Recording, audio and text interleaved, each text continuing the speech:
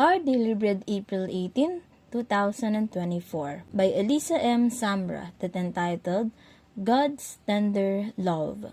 Ang scripture natin for today is Hosea Kapitulo 11, versikulo 1 hanggang 4. Sabi dito, nang bata pa ang Israel, siya'y aking minahal, at tinawag ko ang aking anak mula sa Ehipto. Ngunit habang siya'y tinatawag ko, lalo naman siyang lumalayo. Lagi na lamang siyang naghahandog sa mga baal at nagsusunog ng insenso sa mga Diyos-Diyosan. Ako, ang nagturo kay Ephraim na lumakad. Inakay ko siya sa kanyang paghakbang. Ngunit hindi niya kinilala ang pag-aalaga ko sa kanya. Pinatnubayan ko siya ng buong pagmamalasakit at ng buong pagmamahal. Ang katulad ko ay isang mag-aalis ng busal sa kanyang bibig at yumuko ako upang sila'y mapakain. Papuri sa Diyos sa pagkakabasa ng kanyang dakilang mga salita. Let's hear the statement as a 2017 video of a dad comforting his 2-month-old son while the baby received a routine vaccinations garnered international attention for the way it captures a dad's love for his child. After the nurse finished administering the vaccinations, the dad tenderly held his son close to his cheek, and the boy stopped sobbing within seconds. There's almost nothing more reassuring than the tender care of a loving parent. Let me translate it in Tagalog.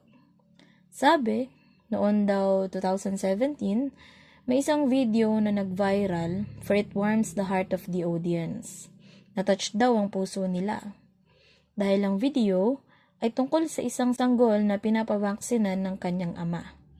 Dahil pagkatapos daw turukan ng sanggol ay niyakap muli siya ng kanyang ama at tumigil na ito sa pag-iyak.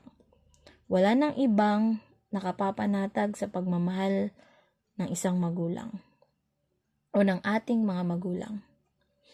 In Scripture, there are many beautiful descriptions of God as a loving parent. Images that invoke God's deep love for his children. Old Testament prophet Hosea was given a message to deliver to the Israelites living in the northern kingdom during the time of the divided kingdom. He called them to return to a relationship with God. Hosea reminded the Israelites of God's love for them, as he pictured God as a gentle father. When Israel was a child, I loved him. Hosea 11:1. And to them, I was like one who lifts a little child to the cheek. Maraming magagandang kahulugan ang Panginoon bilang isang mapagmahal na ama. Pag-ibig niya, higit sa kanyang mga anak. Sabi sa Lumang Tipan ni Hosea na binigyan niya ng mensahe ang mga taga-Israel mula sa Diyos. Sabi doon, ang hilagang bahagi daw ng kaharian ay buklod-buklod. Ngunit ninikayat niya ang magbalik loob ang mga ito sa relasyon nila sa Diyos. Ipinaalala niya ang pag-ibig ng Diyos sa kanila. Sa 11:1. Nang bata pa ang Israel, siya'y aking minahal, at tinawag ko ang aking anak mula sa Ehipto. And sabi, ang Diyos ay gaya ng ama sa video na niyayakap ang kanyang anak ng buong pagmamahal. This same reassuring promise of God's loving care is true for us. Whether we seek His tender care after a season where we have rejected His love or because of pain and suffering in our lives, He calls us His children. At 1 John 3:1, and His comforting arms are open to receive us in 2 Corinthians 1:3-4. I may say, ang magiging best example na dito ay yung the parable of the prodigal son.